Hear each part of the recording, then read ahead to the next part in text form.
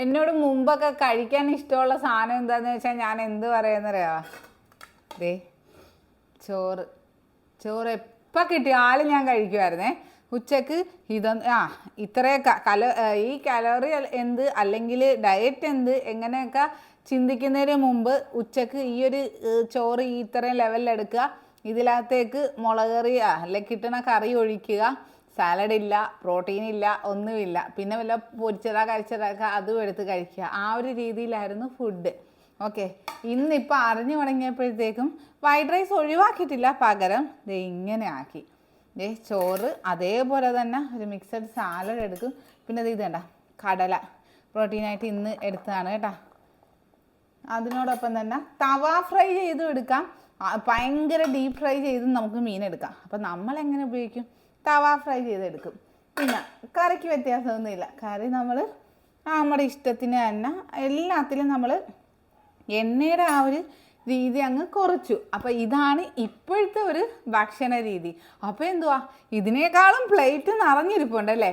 അപ്പോൾ നമുക്ക് ആവശ്യമുള്ള നമ്മുടെ ഇഷ്ടത്തിനുള്ള സാധനങ്ങൾ, ആ റൈസിൻ്റെ ക്വാണ്ടിറ്റി മാത്രമേ കുറച്ചിട്ടുള്ളൂ, എന്നാൽ നല്ല അതിനേക്കാളും ഹെൽത്തി ആയിട്ടും ഇതൊക്കെ കഴിച്ചാൽ പിന്നെ എങ്ങനെ ക്ഷീണം ഉണ്ടാകുന്ന. വേറൊരു കാര്യമുണ്ട്, ഇതും ഇതിനപ്പുറവും കഴിച്ചിട്ട് വണ്ണം വെക്കാത്തവരും ഉണ്ട് ഇല്ലേ. പണ്ട് നമ്മൾ ഒരിക്കലും ആരും കളിയാക്കുന്നതല്ല, പണ്ട് നമ്മുടെ കൂടെ പഠിച്ച ചില ആൾക്കാരൊക്കെ ഉണ്ടായിരുന്നു, ബെഞ്ചിനടിയിൽ കയറിയിരുന്ന് ഇടവേളകളിൽ വലിയ ഡവറയ്ക്കകത്ത് ചോറ് കഴിക്കും. നമ്മൾ ചിന്തിക്കും എന്നാൽ ഇരിക്കുന്നതാ വെറും വടിക്കമ്പ് പോലെ ഇരിക്കുന്നത്. വെള്ളം കുടിച്ചാൽ പോലും വണ്ണം വെക്കുന്ന ടീംസ് നമ്മൾ. അപ്പം ഉച്ചക്ക് ആ ഒരു ഭക്ഷണം കഴിക്കുമ്പോഴത്തേക്കും ഒളിച്ചും പാത്തും ഒക്കെ കുറച്ച് നമ്മൾ പ്ലേറ്റ് തുറക്കുമ്പോഴേക്കും നിൻ്റെയൊക്കെ പ്ലേറ്റിൽ ഇച്ചിരിയൊക്കെ കുറച്ചു കൊണ്ടുവന്നൂടെ എന്നൊക്കെ തിരിച്ച് നമ്മളോടൊരു ചോദ്യവും ഉണ്ടാക്കി. അപ്പം എന്ത് കഴിച്ചാലും വണ്ണം വെക്കുമെന്നുള്ള അതൊക്കെ ചുമ്മാ പറയുന്നതാണ്. നമ്മളിതേ ഈ ഒരു രീതിയിലൊക്കെ നമ്മുടെ പ്ലേറ്റിനെ കൊണ്ടുപോവാം, തീർച്ചയായിട്ടും നമുക്ക് വ്യത്യാസം ഉണ്ടാവും. ഞാൻ 3-4 നേരമൊക്കെ ചോറ് ഞാൻ ഇവിടെ നിന്ന് കഴിച്ചിട്ട് എൻ്റെ വീട്ടിൽ ചെല്ലുമ്പോൾ എൻ്റെ വാപ്പി പറയും, മോനെ ഇച്ചിരി ചോറുണ്ട്, നല്ല മീൻകറി ഉണ്ട്, അവിടെ നിന്നും കഴിക്കും. കൊച്ചിൻ്റെ ബാക്കിയും കഴിക്കും, പിള്ളേരുടെ ബാക്കിക്കാണെങ്കിലും ഭയങ്കര ടേസ്റ്റ്. അപ്പം ഈ രീതിയിലോട്ട് മാറിയപ്പോഴത്തേക്കും നമ്മളിലുണ്ടാകുന്ന മാറ്റം എന്ന് പറഞ്ഞാൽ മാഷാല്ലാ.